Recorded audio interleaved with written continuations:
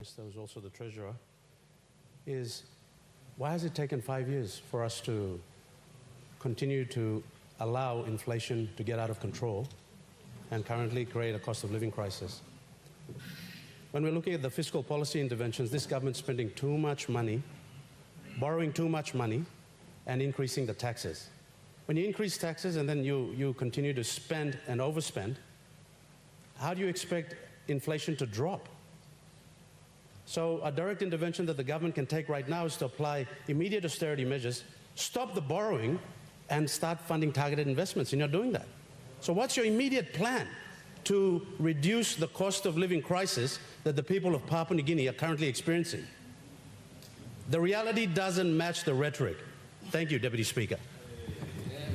The Honourable Prime Minister. Mr. Deputy Speaker, me Hamas Law Member of Suave, Deputy Opposition Leader, I'm asking this black question. I'm black talk, me talk, me play increasing taxes. This black, no true black talk, me play no increasing tax. In the last 5 years, I have been in government. The Pangu-led government has not increased baseline tax for our people. Far from that, we have removed tax from our people. We will remove tax from our people. GST remains at 10%. Non-tax-paying threshold has now been uplifted to 20%. I cannot speak at a clearer English than this. I don't know, some of you who are school overseas and you know English better than some of us. I just don't know what sort of language I can use, but on record, we lifted no tax threshold for our citizens. We removed tax. That's on record. Do comparing. On record also, borrowing. Fiscal responsibility is a signature of this government. We're now approaching a fiscal consolidation pathway. The last 3 years, deficit declined by $1 billion each. You ask the opposite sitting there, deficit trend of the past government, 8 years of deficit trend. Last 3 years, we restructured the economy and we have had fiscal consolidation. Actual Kina borrowing declined by $1 billion Kina each. Point of order. Honourable Prime Minister, point of order.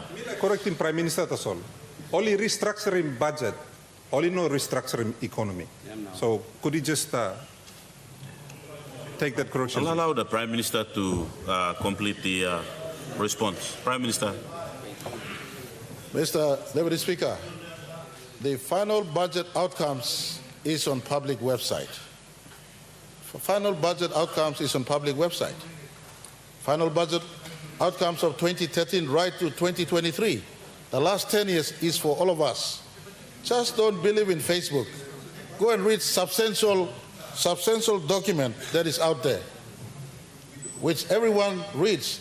And I point to the final budget outcomes of our own country. You look at percentage of budget delivery. You look at deficit trend.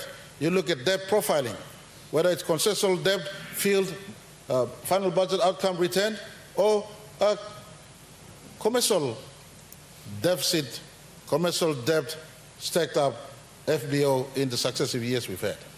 The economic characteristics of my government in the last 5 years, the Pangu-led government, was shifting away from recklessness of the past, reconstructing the economy. Yes, there were additional debts we took, but to refinance expensive commercial aspect of borrowings the previous government was prone to have taken. And we now, you look on record, 2021, 2022, 2023, 3 years of consistent actual Kina, $1 billion Kina removal of our deficit right up until today. We are cognizant of tough times we're living in today. We are responsibly constructing an economy that should come back to surplus budget by 2027. And I want to give assurance to the member for Suave as well as to our people that hard time we play clear, we will try best law system economy law this time we go through. And good things will not take 1 or 2 years. Good things will take 5, 6, 7 years. And we have worked and we put a rescue package for our country under the leadership of the Honourable Ian Staki. Hopefully, if you come into government, you walk this path through. And hopefully, in the 20... Hopefully,